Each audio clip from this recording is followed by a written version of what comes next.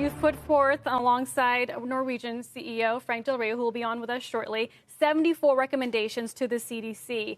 Are you confident this is enough? This is sufficient to get the approval from the CDC so you can get your ships back sailing?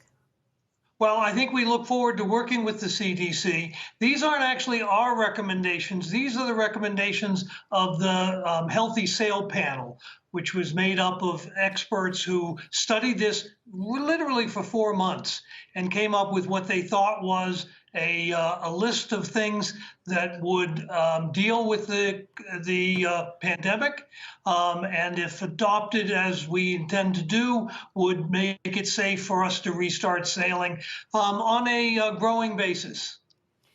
You're saying every passenger needs to get a test, which I understand, but talk to us about the logistics. Who's providing this test, and when will the test be administered? I mean, a lot of your passengers do fly in before they take one of your ships out to sea.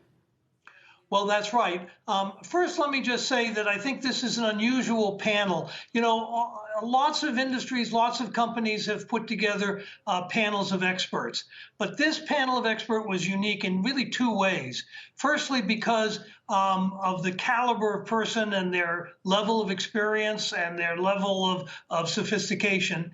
And secondly, and probably most importantly for this topic, they did it in a transparent way. So 3 months or 4 months ago, we announced the panel. We talked about who was on it. We talked about how it would operate. We talked about how it would meet. And then we invited observers to come to it. So even the CDC sent 2 observers for all the panel meetings. And we invited other cruise lines. We invited outside experts to come and participate so that we had the best that anybody could bring to bear. And I think those 2 things distinguish it. And they came up with the 74 recommendations you've mentioned. And yes, a key part of it is to create sort of like a bubble where we test every single person going on board, the guests and the crew, and protect so that their likelihood of entering with coronavirus is very low.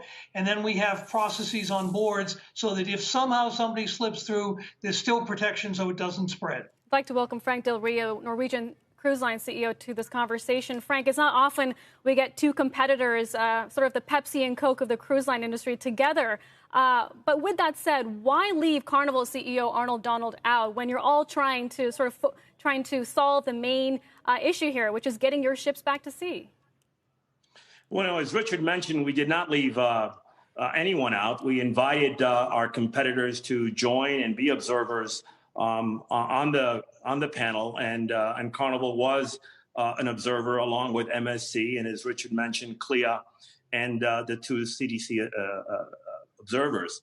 Look, we do compete. I like to be the Coke. I love rum and Coke. Richard can be Pepsi for this time, but we don't compete in your dreams, Frank. In your dreams. We don't compete on safety and health issues. And Richard and I were of kindred spirits on this. We saw this eye to eye. We've worked very well together. Our panel has worked tremendously together, and we're very proud of what we've been able to achieve here. This is a breakthrough. As Richard mentioned, no other industry has gone to the lengths that we have gone. Money was no object. We had a hands-off approach to the panel. As you know, one of your very own, Dr. Scott Gottlieb, was one of the co-chairs, along with Governor Mike Leavitt, who was a former Secretary of Health and Human Services. So we had the blue ribbon of all blue ribbons, where we feel very confident that as we implement these recommendations in our own operational protocols, and we're going to do that religiously and flawlessly, we have a great deal of confidence that we can operate safely in the cruise industry. Let me ask both of you, Richard, you first, Frank, you second, and I'll ask you for brief answers to the extent you can. I'm wondering what the bookings look like for 2021. That's number one. Number two, will you be able to run your ships at full capacity, or are you going to have to go at some percentage of full capacity? And then what's the experience on board going to be like, particularly the dining experience? Are you going to have buffets or not? Yeah, I'll take part of it, and then I'll pass it off to Richard. In terms of bookings, given the circumstances we're seeing, where the industry has been shut down for 6 months, Most travel agents are not working. Our marketing machine has been literally turned off. The level of advanced bookings is truly remarkable and shows the resiliency of this industry, the desire of our customer base to come back and cruise with us. Put some numbers on that for me. How does it compare with last year? How does it compare with last? How does it put some numbers on remarkable? Well, look, we're behind last year. There's no question, but not as far behind as you would think, given what's been going on. Pricing has held up well. No one is discounting the product, rightfully so.